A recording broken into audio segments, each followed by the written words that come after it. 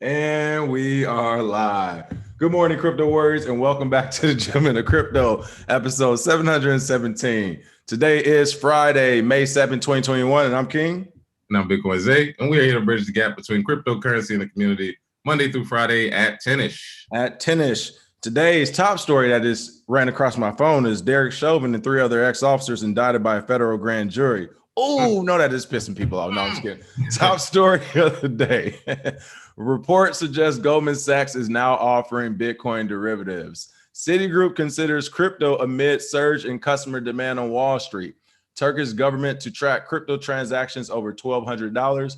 Jack Dorsey Square reports Q1 Bitcoin revenue growth.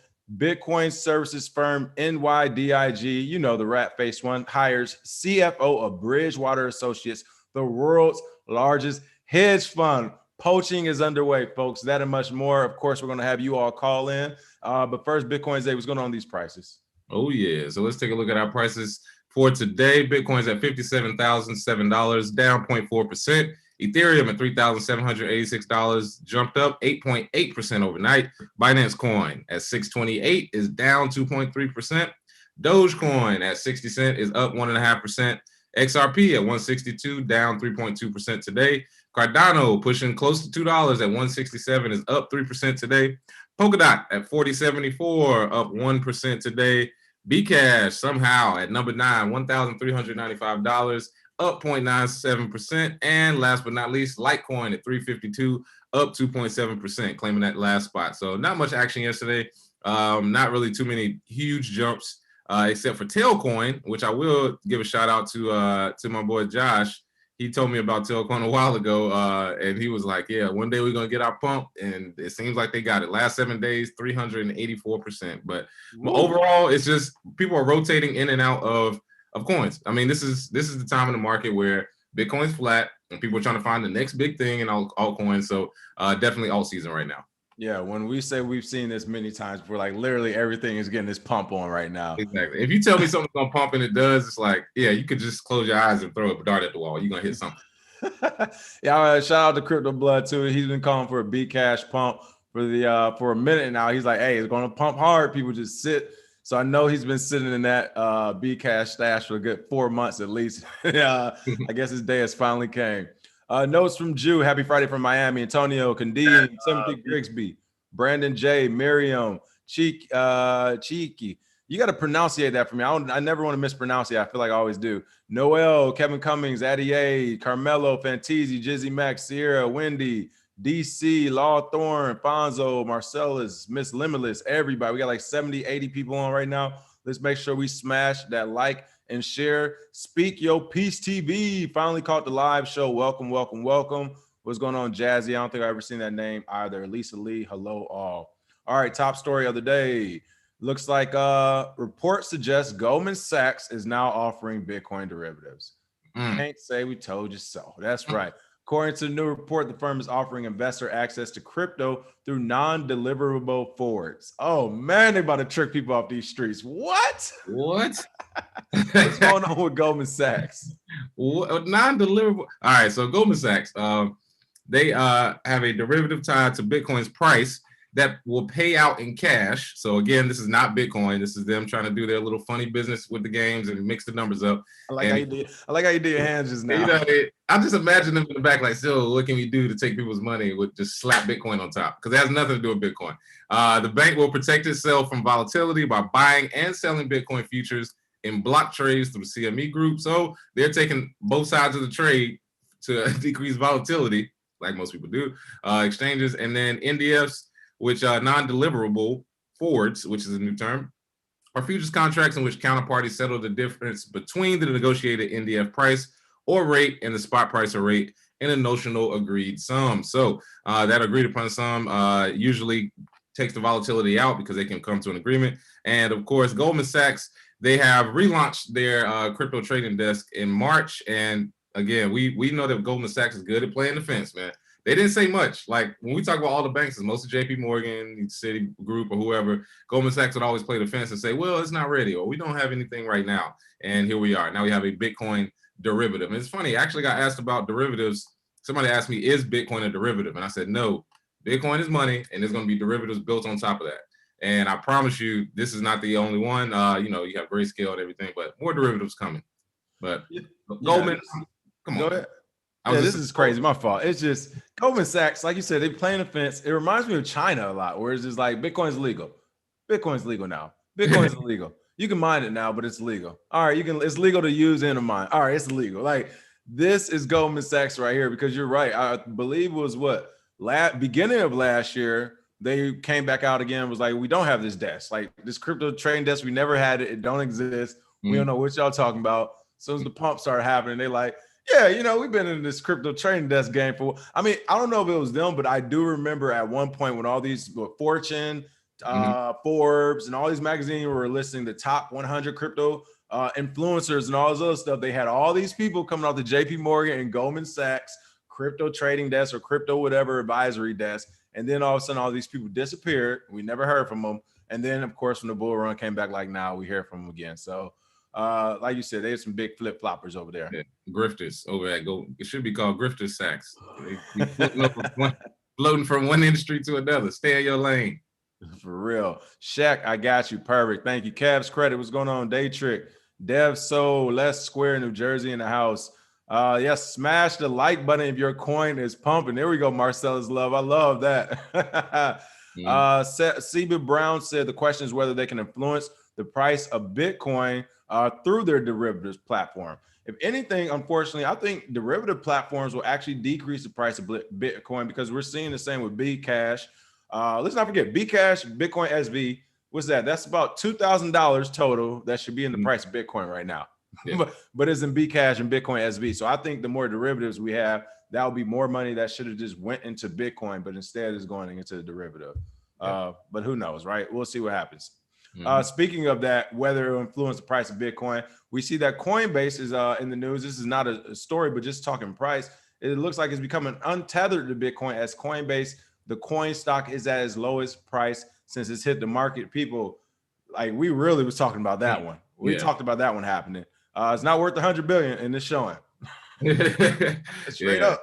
I mean, can we take a look at these prices? Oh man, it's down to 261. Pull it up. You got it on? Yeah, I got it. Jesus Christ, 261. Woo wee, man. And when it first came out, what was it? It hit 350, didn't it? Yeah, it started like 350, went up to like 460 for a quick second, I think. Yeah. And then down. Listen, both our predictions were right on there. We said the first 72 hours, and then if not the first 72 hours, we was like definitely within that first month or two. They got hit with the double whammy.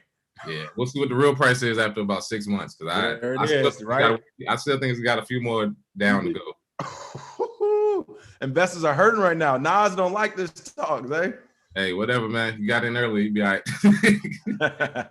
All right. Citigroup considers crypto amid surge in customer. And speaking of which, real quick, if it's at 250 or 260 and was at 460, that brings that valuation for what? A quick 105 billion down to about 50 to 60 billion, getting closer to that ballpark, which we said probably was around 30 to 40 billion. So keep on coming home. Citigroup considers crypto amid surge in customer demand on Wall Street.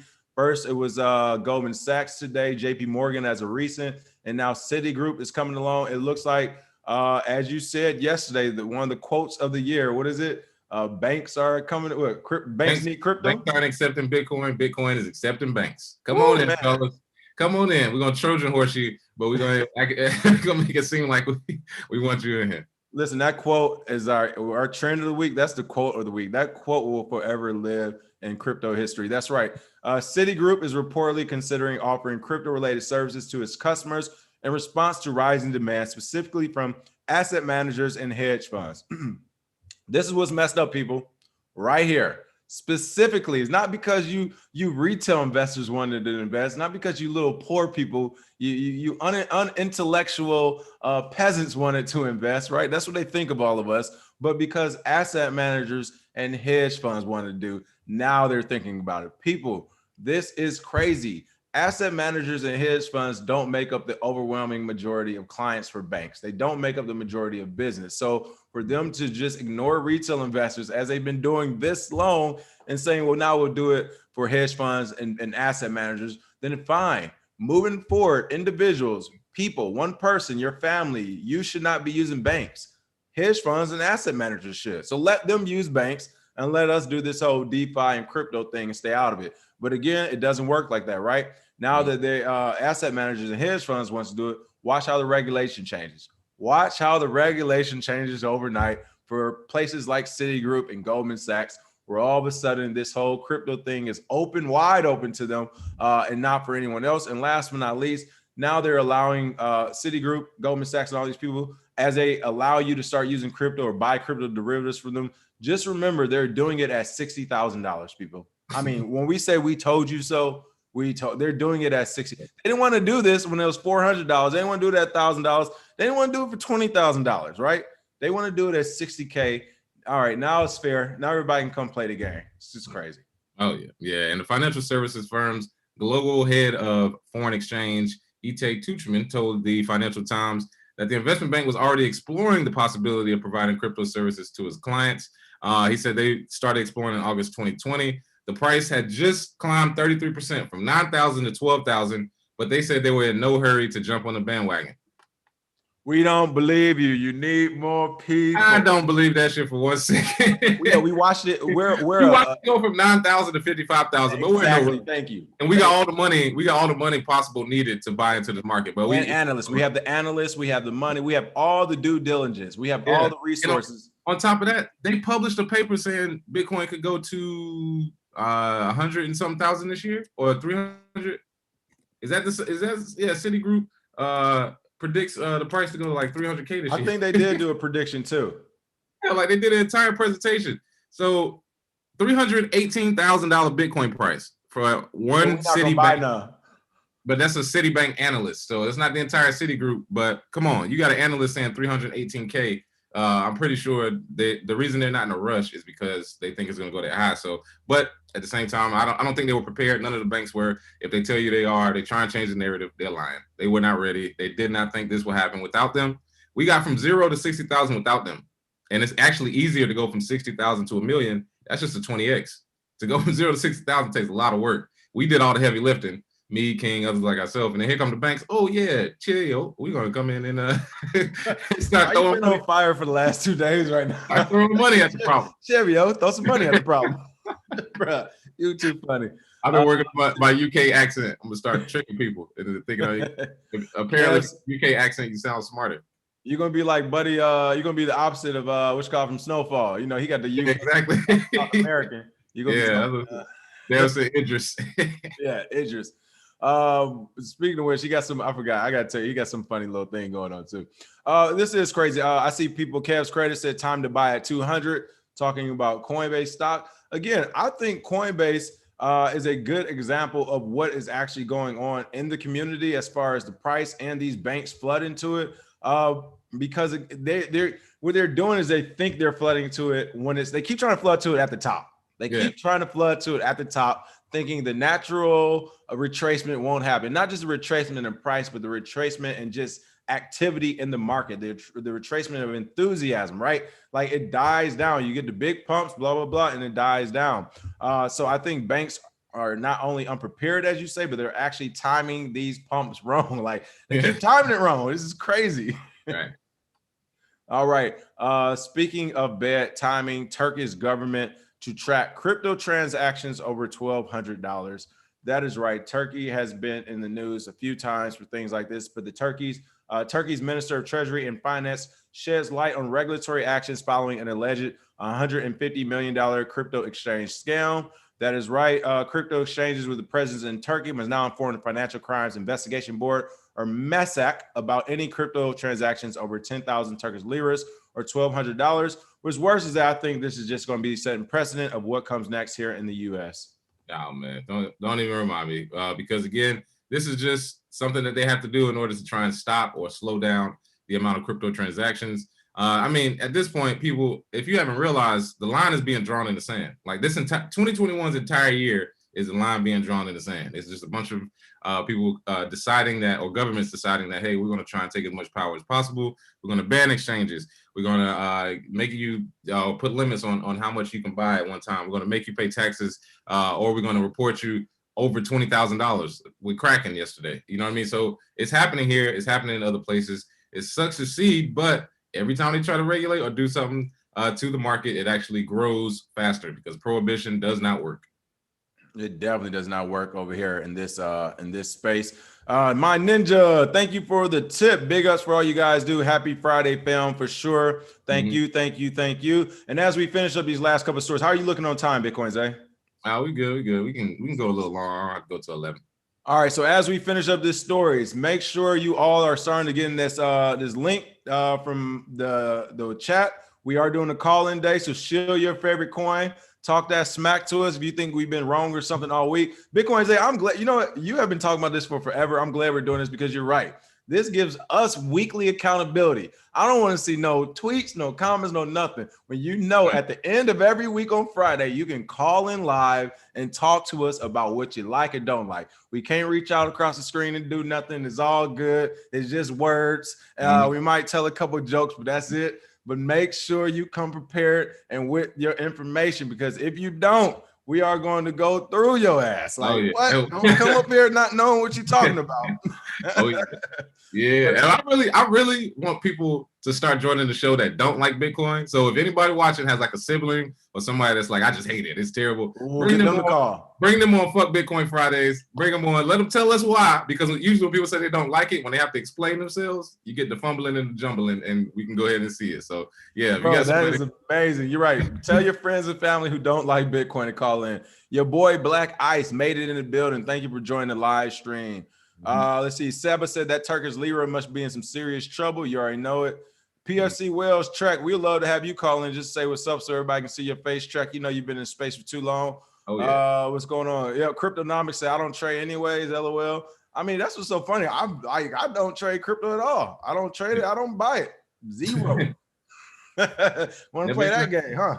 Never even heard of it. I don't. Bro, you crazy. Jack Dorsey Square reports Q1 Bitcoin revenue growth 1,000% to 3.5 billion and is the third largest corporate holder of the cryptocurrency. Wait, what? Wait. Jack Dorsey became the third largest corporate holder. Okay, I had to read that. Yeah. I skipped over corporate for a second. I was like, wait. This article doesn't seem real right now. But shout out to Jack Dorsey first and foremost. Bitcoin Zay, take it away. You know, you got the relationship with Jack. What's going on with his company? Oh yeah. So it seems as though my brother Jack has come in to his reports, or talked about his reports for quarterly earnings. It's predicted that Square will see earnings of 16 cents per share in Q1, but it ended up earning 41 cents per share. They saw 5.06 billion in revenue, dwarfing Refinitive's prediction of 3.36 billion. Bitcoin alone gave them $3.5 billion in revenue, an astonishing increase of 1,000% in just 12 months. We got to give them a hand clap for that. Shout out to Jack. Oh yeah. So even though they predicted them to still be a solid company, they far outdid it because, again, we keep telling people, if you add Bitcoin as a strategy to anything you're doing, apparently your life just gets better, because Elon Musk, he adds Bitcoin to his balance sheet more than Tesla's ever made. Jack Dorsey adds it, and they're third as far as public treasuries, and he's actually up 1,000% in 12 months. I mean, come on, for a business, there's nothing even close.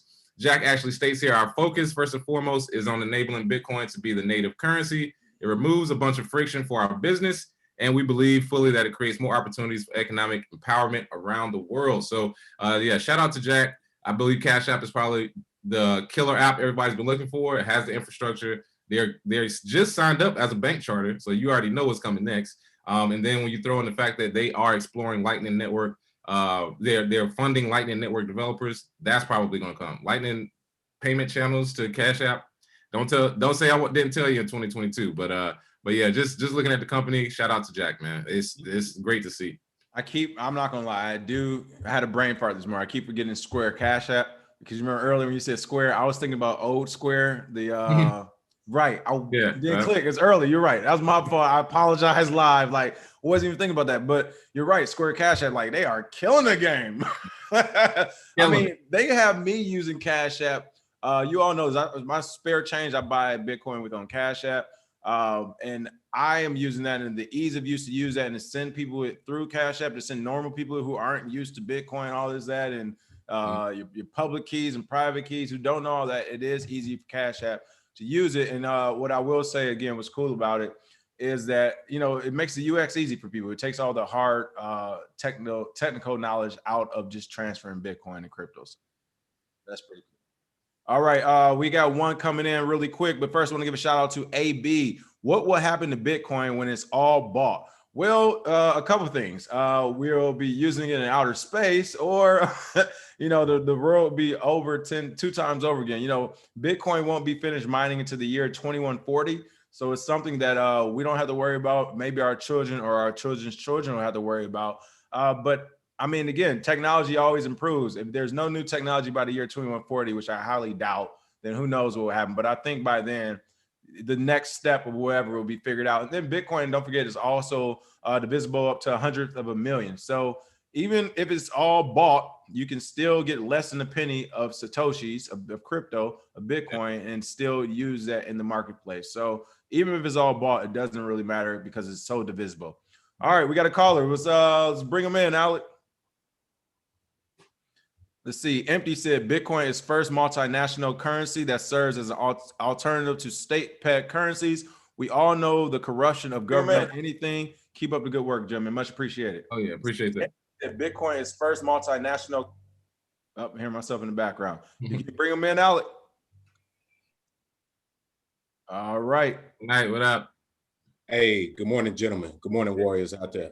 Good morning. Good morning. How you doing, brother? I'm good, man. Hey, there we go. Hey, what's going on? Oh, welcome back. Hex in the house.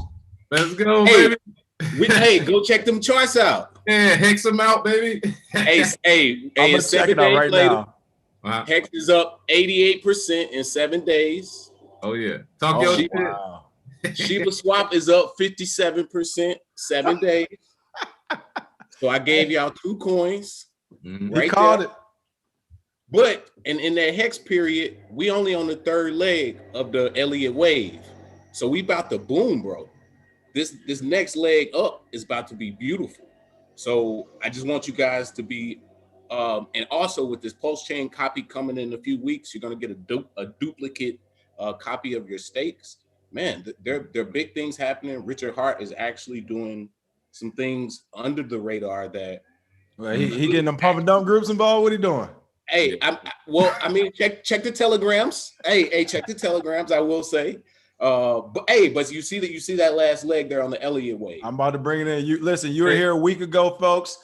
He did call it a week ago. He said Hex was the one. He received a lot of pushback, including from us, but he stayed strong on it. And listen, no lies were told. This is a week. This is the last month. This is the last week. It's definitely pumping. So, hey, that's all I want to. That's all. Go back to the overall chart real quick, King. The what chart? All chart. Yep. Yeah. For Hex. So after the big payday, there was. I do want to point out, if you look at it, it looks like the heart rate monitor. That's what I always call these pump and dumps. Look, so you see it's going up, then it goes right back down. Goes up. So what happens at this point when it goes right back down to, I don't know, what's the last top right there? 22 cents. If that happens, does that hurt you, or are you in it so deep or so early that that won't really affect? Actually, doesn't hurt me at all. So okay. What about a 90% drawdown if we have a bear market? Okay. So this is the thing about Hex is that I have stakes for an average of 7 years, which means my first Hex stake expiring is in July. My last Hex stake expiring is in June of 2036. So throughout that period, I'm steadily testing the liquidity, pulling out funds, but I'm earning 300 at my current stake percentage. I'm earning 350 Hex per day. So I'm actually dollar cost averaging while hodling just by actually having stakes. So I don't care if the price is 1 cent or $1 per Hex. I'm still earning 330 Hex per day. So when it does boom, I've actually dollar cost average every one of those days in between. Nice. Yeah. Nice. Yeah. And like I said, we always tell people it doesn't matter what you're doing in space, have a plan. Because I know people that would just say, yeah, I'm in doggy coin because my coach or whatever. It's just you got to have a plan. So I appreciate you there. So yeah. Hey, many ways to skin a cat. One thing I want to say is that you can do BlockFi, you can do Nexo, you can do Celsius.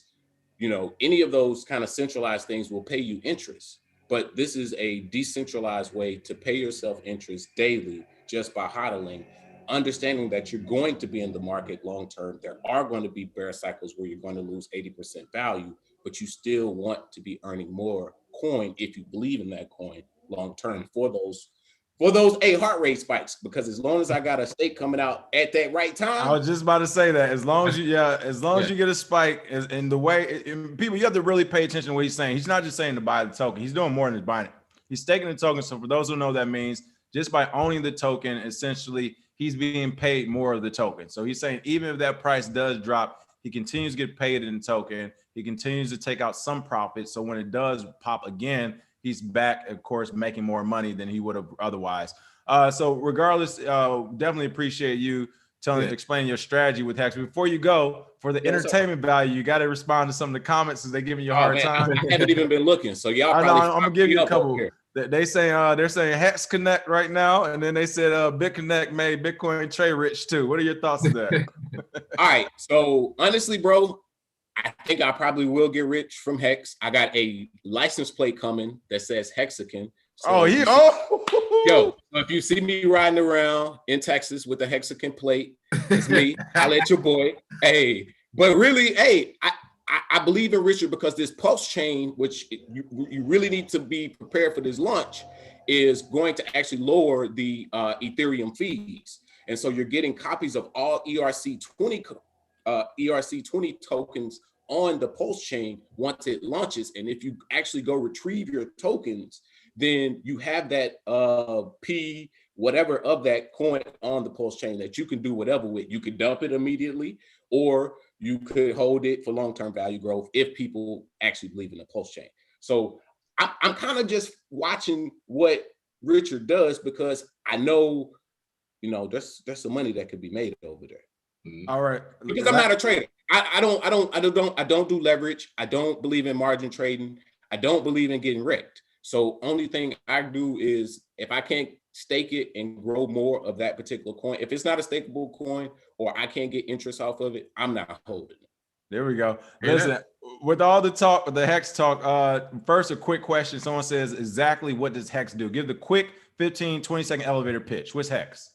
All right, Hex is a certificate of deposit currently on the Ethereum blockchain that pays anywhere from 15 to 40% APY, depending on your stake length. You can stake from 1 day all the way to 5,555 days, which is just a little bit over 15 years. You have to honor your terms of your stake because if you early in stake, those Hex are actually paid to the staker class, the people who actually honor their terms of staking. So every day, not only do you receive your APY payout, you also receive the people who early in stake a percentage of theirs, just like fees. So it's a way for you to continue to grow a bag while basically doing nothing. Oh yeah. Cool. Again, at the end of the day, the bag you're referring to when you trade in Hex is going to be either Bitcoin or USD. It's Ethereum. It's Ethereum. So Ethereum is going to get moved into Bitcoin too. Because even if you keep it in Ethereum, I tell people all the time, it's like your value comes from how much it is against Bitcoin. Or that percentage. I was just looking at it a few minutes ago. Let's see, since we were talking about that percentage, I will say you're going to start a whole fuck Bitcoin Fridays of Hex versus other altcoin arguments. Hey, bring that coins, man. They're going crazy on you right now. Hey, that's cool though. They say you own fake NFTs. Oh, actually, did just get a NFT from Mogul Productions for free. So that's another one that I would look into. But I'm not too big in NFTs. I do hold like Engine, I do hold Theta. I do believe in like Mana, some of those other like NFT gaming projects. Do you like Ripple? I had XRP, like I actually bought it at like 25 cents. Once it pumped, I jumped out because I kind of got scared away by the case. The feds, I don't really play with them too much. So you get the feds involved, I'm probably gonna be done with that coin. So Richard Hart gets in trouble for selling unregistered securities. Time to go, right? And that's the one thing about Hex. Good question. It's perfectly designed or perfectly designed. There is no such thing as perfect to actually avoid being labeled as a security. You can't be offered any. There is no expectation of profit. Oh yeah. Oh what?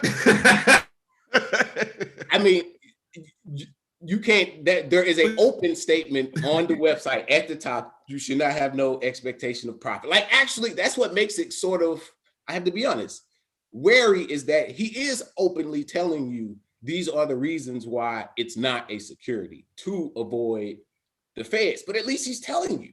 At least no, he's trying to tell the feds, but they're looking at their book like, I hear what you're saying, son, but we don't know what you're saying. Well, we hear you, but we don't know what you're talking about. I've seen a lot of websites say a lot of stuff over the years. I'm just saying, again, I've seen a lot of websites say a lot of stuff. What do you think the coin market cap actually is of Hex today? The price? No, the actual overall market cap of Hex. Oh, I don't know. I don't even know where it was. It's at 12 billion right now. It's actually like flexing around 12, 13 billion. So you know, BitConnect was close to 100 billion when they went down. I just don't. I don't think that's a fair comparison. I think it's attaching Richard's character not to the product. The product should not be judged by the character. I'm not talking about like, because Richard's just the face. The actual developers of Hex, those guys actually were on top of their shit, man. I mean, it's flawless. You can. They have many front ends. So, say if Richard dies today, you can access through MetaMask. You can access through Staker app. You can actually access directly through the blockchain. So, I feel like I'm safe for now, but nobody can feel safe in crypto. And I'm glad y'all are vigilant. Now that part is true. And you know what? We got to make sure we get some more people on. We gave Hex a whole nother segment, but seriously, thanks for coming on. And look, you're here for the comments. You're taking the beat. Keep that conviction, brother. Taking the heat. Hey, 88% for the week, man. I'm good. Listen, you know the day Hex drops, everybody's gonna be in the comment section. Like, get your boy back on here. That's a wrap. Hey, thanks again for calling in. Seriously, we appreciate it regardless. Yep. All right. Listen, these comments are hilarious, but listen, he stayed when it got hot. The Bitcoin Zay tried to trick him up with the XRP question. He answered that. That's what's up. But hey, of course, as we always say, make sure you do your own research. I currently don't own any Hex. I will say at the beginning of the year, I saw some rumblings about Hex pumping. I looked into it, but yeah, I'll be honest. Richard Hart scared me away myself. I mean, I like the fact that he's very articulate. He explains his points. Okay, yeah. Because I tell go ahead, Bitcoin Zay. If you believe in a coin, stick with it. Do not try this flip-flop shit where you go, oh yeah, I really love this coin, I'm down for it, and as soon as something happens, I don't know. Nah, you can't back off. So I love that he does that. Can't wait for him to take his talents over to Bitcoin, because once he really sees the light, he'll be able to see. All right, as our next caller comes in, I got to give a shout out to this comment. It's hilarious. And Karina Laura said, "This is fuck Bitcoin Friday, not pour milk on my bowl of Hex and let's do breakfast." You're right. All right, everybody gets. We got to limit these like 2 to 3 minutes. He's right. We did. That was too much talking. One. All right, bring them in. Bring the next one in. Bring them in. We'll figure out when they come on live. State your name. What up? What up? What up? Yo, what up? Hey, who are we speaking with? Sergeant Crypto, man. Yeah, what's up, Sergeant Crypto? What up, brother? Chilling, man. No, listen. F JP Morgan as a crew, F JP Morgan as a bank, and as a freaking record label. Oh yeah, you know it. Now, I just wanted to say thank you, brothers, man, for all the work you do. Still waiting on that second edition, bro. Oh yeah, I am too. I tell my lawyer all the time. I was like, hey man, if you could speed up, I would help up. But I got you. As soon as it's out, you got it, brother. All right, man. But yeah, just want to say thank you, brothers, man. And if I have found you guys before I found the likes of the Bitcoin trades, and I wouldn't have wasted so much time looking at the upper garbage. But yeah, nah, man. Bitcoin is where it's at. You just gotta understand when you're taking profits from any crypto project that's out there, you always want to flip it back into Bitcoin anyway. and you got to look at the coins in terms of the Bitcoin price. You know, how it's done in terms of the price of Bitcoin in the past, and if it's reaching its all-time high in terms of Bitcoin price again coming up. So when all these coins are pumping right now, everything is pumping, but it's all in dollar value. It's not in Bitcoin value. You know what I'm saying? So again, just trade carefully out there if you want to trade, but understand that it's got to be in Bitcoin value, not freaking dirty fiat value. That's all I got to say. Thanks for the show, as always. And fuck JP Morgan and JB Diamond. All right, Sergeant Griffin, thank you for calling in. Listen, as Alec gets our next caller in, Nappy Ways, I'm laughing. Say, I just seen some, I can't even say without laughing. Hold on, I'm about to cry right now. There's something wrong with y'all. Nappy Ways, I just seen someone riding a bicycle with the BitConnect tag the other day. Just saying, LOL. All right, next caller, who we have? What's going on? Is it Eastside Tony? I think this is Eastside Tony calling in. What's up, Eastside Tony? Good morning. Good morning. How are you doing? Pretty good, man. Just got to work. So I just wanted to throw some smoke at you guys. Now I'm a Bitcoin maxi, don't get it twisted. Legitimate threat vector, right? Once you get more than let's say 10 G's or whatever, if you want to send it to somebody else, and I'm just thinking like law wise, what's stopping like the FBI, just how they did Huey P. Newton, set him up, you know, got him got. Now he's having to deal with all these legal actions. Let's just say King comes up with some cool way to use Bitcoin, but you know, the boys in blue don't like that shit, and they lock you down on some other bullshit charges. I think that's a legitimate threat vector, man. I agree. I Right? fully agree with that. Bitcoin, as they say, is one of the ways we might be able to pivot away from that is through the economic power once you have enough of it. But, you know, I kind of say this live all the time. I always fall back on keeping your gunpowder dry personally, but I feel you. Okay. No, that's one of the things that worries me, because now my money's getting up there, and it's just like, you know, if I'm just trying to send it to one of my wallets, like you got to watch how you move now after that, right? Like, well, as far as sending it to wallets, once you get it off the exchange, I mean, after you send it to a couple wallets and it's off the exchange, it's about to get lost. Unless you're doing something to the point where they really want to launch an investigation and find out who this person is, and like that would take a lot of work and man hours. Like from one person, that's taking a team to track down where they send their crypto to. So I wouldn't worry too much about it unless it's coming straight off an exchange, like say Kraken, Coinbase, and you send it straight to a wallet, and then you're not switching it from the wallet. You're not switching all right. Understood. So let's just take a step higher with the developers, right? What if a developer comes up with a new line of code and they want to get him got? Right? Like somebody sees what it's a game of whack-a-mole. That's what it is. So even if there is something in place where they try to get developers for something, and then they're like, well, we're trying to get the miners for something, then the users, we don't even have enough government employees to go after all these people at the same time. So they go for big fish. That's why you see $100 million money launderer gets locked up, or Vinnick worth $5 billion out in Greece, because you literally cannot catch everybody doing everything. The biggest thing I think to protect us is the tech part of it. It's the fact that we are innovating so fast, they can't keep up. So have they had any regulation for airdrops, for chain splits, for any type of renewable energy mining? All of these things, they haven't come up with any rules for it. So if they do make them up in the future, we'll be already so far. Oh, there he goes. Yeah, it's not empowered by the time they get it together. We can just tell them no. Right. And then also a great point, you know, Cuz Lock was saying use Monero. I am all about that. Monero, Zcash is definitely privacy coins. Now the chain analysis tools, they only work so much. I mean, because if a person using Mixer or whatever, then that kind of goes out the window. But if you remember, the US is locking up people who got the chain analysis tools. So they might be scared to run those companies next. What do you guys think about the mixers and stuff like that? I don't know too much about that. Yeah, mixers work. They work, like CoinJoin and whatnot. And then also too, whenever you're using them, for most people, they don't understand. Don't take it from an exchange to a coin. You got to do more than that. So people, I haven't looked into it all it. unless you want them to know. Ain't nobody doing nothing dirty over here, but you know, you just want to stay on top of game no matter what. Yeah.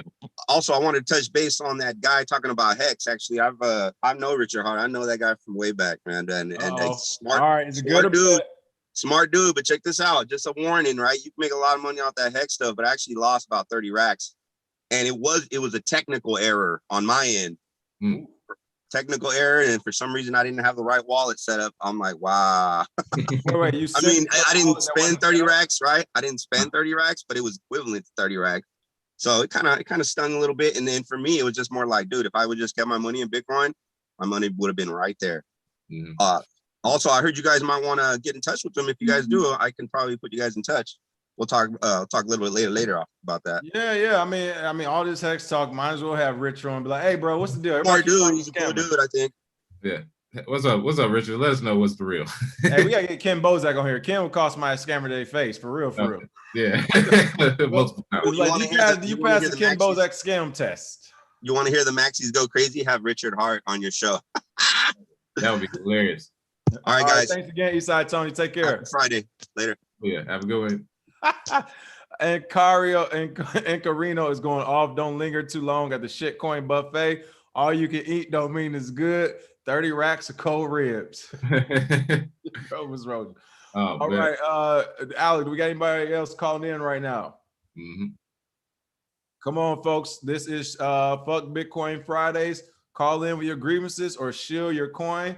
And while we wait, we'll go ahead and cover this last story of the day. We won't have anyone by then. We'll just keep it pushing. But Bitcoin services firm NYDIG hires CFO of Bridgewater Associates, the world's largest hedge fund. Let me point this out to you, how this is working and why this works. For one, Bridgewater Associates, like how many assets under management do they have? I think it's in trillions. Trillions of dollars in assets. But in general, people, NYDIG, if you keep hearing that name on this show, that's because we keep wanting to point out the rat face works for them. The guy who created the bit license, who wouldn't give it to anyone, who drove innovation from cryptocurrency, out the cryptocurrency ecosystem out of New York, that guy started his own consulting company, and then he got hired by, was it NYDIG? Of course, he was also the one who recently just broke banks are going to start accepting and doing stuff with crypto. How did he know to break that? Maybe because he used to be a regulator, who knows? But this is also the same regulator and team that is able to get the CFO, the chief financial officer from the largest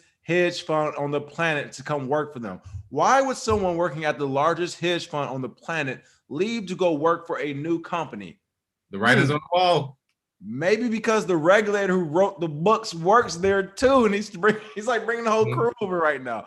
This is crazy. Again, this is Bridgewater Associates CFO joining NYDIG. What's going on with this story, Bitcoin Zay? Oh yeah. So as you know, the CFO John Dalby is CFO of Bridgewater Associates going over to NYDIG.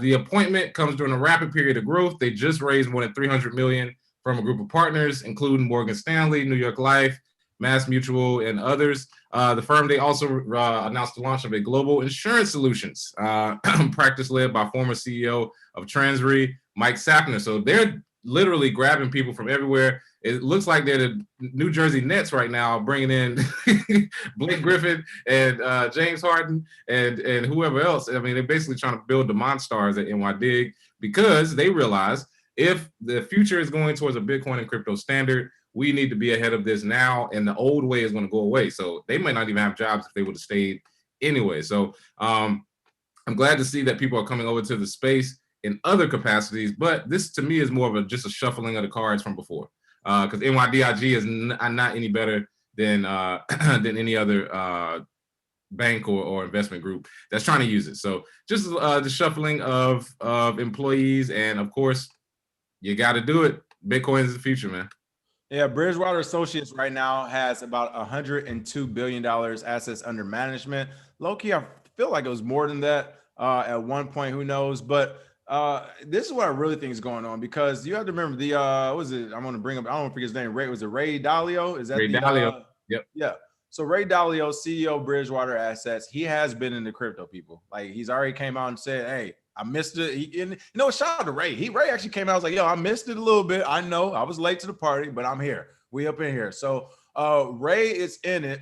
And this is what I think is happening. If I were like, what they do, like the FBI crime boards, got the people circle. I wish I had like a whiteboard to show y'all who connects. This is the way it's working right here. It's the same thing Coinbase did before they went public. When all of a sudden, 2 or 3 years prior, they hired the chief marketing officer from Facebook. They brought in the executive from one of the old executives from TD Ameritrade. You start seeing them make all these power plays. This same thing is happening with NYDIG. Was it Bridgewater Associates and NYDIG? They're working together, people. They're partners at this point. You're not the largest hedge fund in the world, and you just lose your CFO to some random brand new crypto company. It doesn't matter. NYDIG isn't worth that much. What is happening is, again, the rat face, the regulator that works there, who knows everyone in New York, on Wall Street, and in DC. He is making plays. They're making moves. That's why he was brought in. Bridgewater, in order for them to pay their light tax to kiss the ring to Bitcoin, because as Bitcoin, as they said, banks need Bitcoin, not the other way around. In order for them to kiss the ring, they needed to send one of their top hitters over there. Who do they send? Hey, we're going to send you our CFO. We talking about the man who managed all these assets. We're going to send you him to get your company off the ground. And oh, by the way, the rat face is over there talking. Hey, you know, we got these banks coming. I guarantee, give it a couple more weeks, a few more weeks, you'll start seeing more banking people coming over to NYDIG, and they'll establish their all-star team from there. But at the same time, people like that CFO that works there will also still be working for and with Bridgewater Associates, essentially double dipping different companies, except now they have even more access to regulators and to the government and all the other stuff. And oh, by the way, us little companies still can't do nothing with these type of people. It's crazy out here. But that's the playbook. I guarantee you that is what's happening. I'm standing on that one. All they're doing, like you said, is building the Nets all-star team. And they're bringing Harden from Houston, and they're bringing the coach with them, you know? Yeah. Monstars. All right, we got another caller. Let's bring them in. We'll wrap this show on this last caller. Bring them in.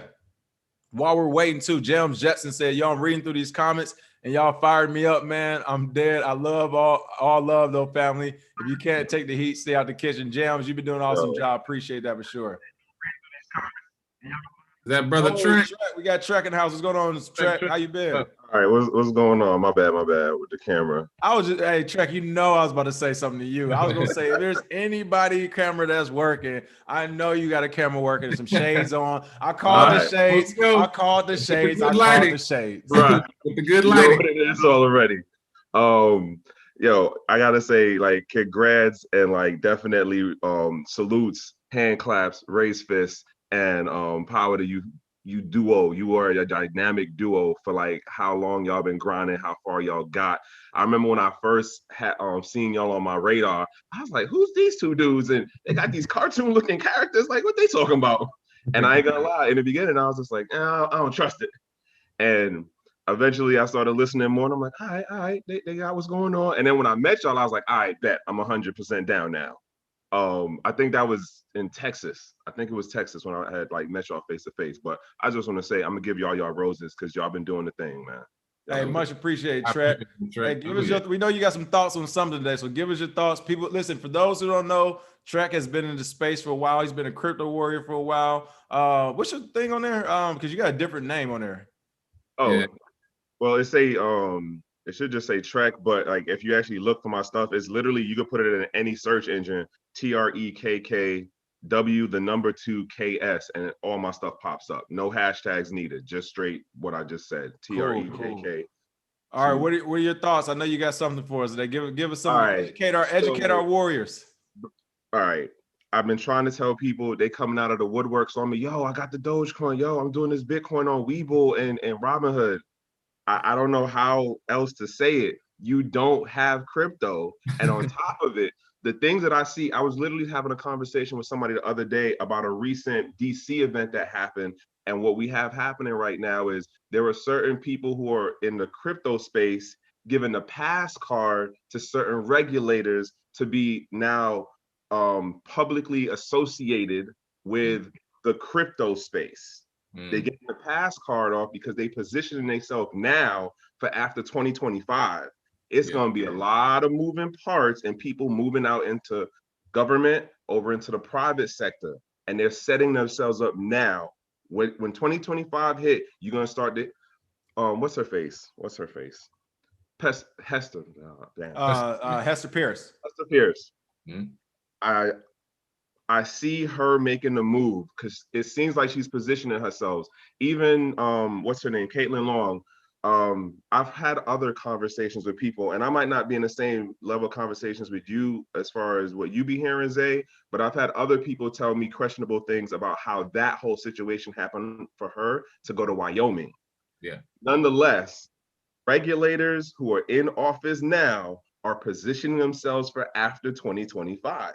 The whole thing that y'all just talking about with the financial institutions and the backdoor collabo things happening, this decade is going to be, in my mind, on the end side of it after 2025, there's going to be a lot of fleecing and a lot of swap out for just like what Robinhood and Weeble's doing. Oh, we giving you Bitcoin to buy. Oh, we giving you this to buy. But the devil's in the details. A lot of the new wave folks coming in for this decade are just hearing money and they hearing bag chase and they hearing, oh, make a quick flip, but they're not taking the time to at least understand X amount of the basics. I'm not telling you to be a coder or nothing, but at least understand what the difference is between an IOU of crypto, aka an EFT, and actually having the asset. Like I literally just had my cousin text me this morning, like, oh yeah, I got Dogecoin on Robinhood. I was like, Lord, like I was telling y'all this months ago, don't mess with this thing in that manner. Now, I'm not saying you can't make money on Robinhood, but in my opinion, Robinhood would be a more advanced way to flip the bag if you're using Bitcoin or Dogecoin. But that's not everybody who's jumping in and they're not taking the time to do the homework. So, oh, last thing, I got flames for Exodus Wallet. I see what y'all doing. You was right, or you was right on the exit. They making some moves, bro. They padding their numbers. Hey, get out of Exodus, people. I'm telling you now. I've already been migrating off. And I'm gonna throw it out there. So what they did in the wallet was, if you just got in or like you haven't touched it in a while, it was showing you about the Reg A fundraising. Side note, crowdfunding this decade is going to definitely change how the crypto space works going forward for who has access. Crowdfunding is going to be like the new ICO thing, but in that regulated manner. All right. If you don't know about crowdfunding, just Google it. You'll learn the rest of it. But what they did was it'll put you to the website, which is the company Securitize ID. Securitize ID then locks your KYC like beginning process with your wallet. Then when you go back to the Exodus wallet, it's like, oh, the fundraiser is already filled. It's sold out. Now you're digitally connected with Securitize ID and the Exodus wallet. So even though the system already knew that they sold out, they still collecting the numbers to pad to be like, oh, look, we got this many people registered. So basically I see an exit down the road, bro. Hey, to answer you real quick, what you said about Dogecoin earlier, I will say this to everyone who's heavy on altcoins right now, and on a serious note, whether it's Dogecoin, Hex, Guap Coin, this coin, I mean, we've heard them all, right? And they're all the next best thing. We get it. But by and large, if people don't, as Bitcoin, they said, if you don't have the strategy, as Trek just alluded to, if you don't get your money out when Bitcoin goes on this tear, it might not be an all the way bad thing, because this is how, like, we saw the same thing in 2017. ICOs, everybody was just chasing money. And then what happened? They became 2-year holders, and now the market's bigger than ever. So my point is, if we do see another bear market with the amount of people that are in right now, they don't know how to sell out and get their money. I'm telling you that now. I know so many people into Doge who don't know how to sell out and get their money. So worst case scenario is that the market does drop, which could actually be a best case scenario. And then it captures literally half the damn world into a bear market for at least a year or two. And they can't leave, or at least the smart ones won't leave. The ones who aren't so smart will leave. And they can't leave. And then next time when we come back, of course, which will be in the year 2024, 2023, essentially, in 2024, as the next Bitcoin halving happens, because we're almost there, low key. Look, we about to be in 2022 in no time, people. It's crazy how fast this is happening. We're going to be in 2022. This bear market might hit for a year or two. Then the next thing you know, in 2024, the halving happens again. All these people are trapped in the market from before. Everybody's smart from the, I remember I was in 2020, 2021 pump, blah, blah, blah. 2024, 2025. It happens all over again, except this time we have even more people now, because the amount of people that are stuck in it are educated from 2 or 3 years of being in the bear market, being stuck in the matrix. and then educating the new people in 2024 about whatever. Hey, Dogecoin, man, that thing is pumping in 2021. You don't want to do it. They can be like, but it might get to $20 this year. Wait. Is that 11? But Same thing. So, But it's groups because it's going to be the people who did the whole like, oh, the Robinhood route, and then it's going to be the people who actually went and got the actual Dogecoin. That's true too. See who flips and actually like takes the time to learn how to actually get to the asset itself. And I know we talk about it as a meme coin thing, but as far as a use case goes, I was thinking about this. As far as what we say is a use case, if making money, quote, chasing the bag is your thing, that's a use case. That's true. Speculation is a big industry. There's a whole $1 trillion industry around speculation. So I mean, people bet that Tom Brady was going to lose the Super Bowl. Yeah, speculation. People speculate all the time. The There good you thing go. is, as always, man, thanks for swinging by and stopping in, Trey. We appreciate that, man. All right, man. Take care. We talk to you next time. All right, last quick comment on the day. Oh, for sure. Appreciate it. Young Ears say, I just turned my neighbor and son onto Exodus after your recommendation for wallets, exchanges, and swap sites yesterday. Please explain. Yeah, so if you're just starting off and you have small amounts, Exodus is cool. What we're saying is once you really get into trading and you have larger amounts, this is recent too. Exodus is becoming and will be no longer cool because they are going public. They've already made it known. So in their app, you can actually fill out the stuff to buy some of the shares. Is at what, $27, $42 right now. But the point is, if they're going public, then everybody who has access to that app, all your data and information, it will be shared publicly into the government as soon as they go public, if not already being shared. So with that being said, it will become a centralized exchange, essentially.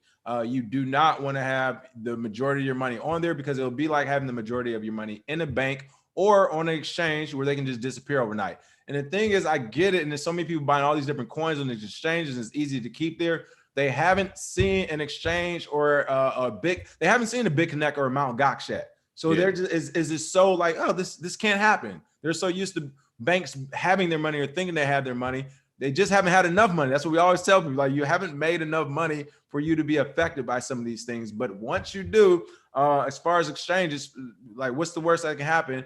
Coinbase can't do it anymore since they're public. But before they went public, if Coinbase were to literally just say, hey, we gone, y'all, and just you log on one day, you can't get on Coinbase, you can't get on their website. Brian, I know Brian, I don't know nobody else who worked for him, and I ain't seen Brian. You can't do anything. Your money's gone. So that's our point. When it comes to Exodus, two things are going to happen in the future. The money gone part probably won't happen because they're going to go public, but the government having access to all those accounts and data and coming after you for not paying a made up tax they just made up overnight and whatever, that is a very strong possibility. So if you just want to learn to use it, if you want to swap tokens, it's a good exchange, but I would say, or wallet, I would say use it, swap those tokens and send them out to another wallet at this point as well. All right, last couple quick tips. Thank you for the tip. Omar Banks, would you consider a sizable wallet over 10K? Yeah, because you wouldn't want to keep $10,000 on your mobile phone, would you? And have it hacked. So yes. And then last but not least, investgeek.crypto. Zero exchange is about to kill Uniswap. Changed my mind. All right, we'll definitely talk about that more next week. Then Invest Geek, thank you for that tip. And Omar Banks, thank you as well. That is the show for today. Bitcoins they had to run. I'm about to have to run myself, but we will catch you all on Sunday again, 6 p.m. Eastern, 3 p.m. Pacific. Talk Shop Live series. They are working out those bugs. If you purchase one of those series and you don't get a chance to access it because there is a bug, make sure you email us or just leave a comment. And again, I'll probably ask you for your Cash App to send you some money via Cash App, or we'll go on the back end and refund from that Talk Shop Live series again. So other than that, make sure you smash that like and share, and we will see you Sunday with our weekly crypto.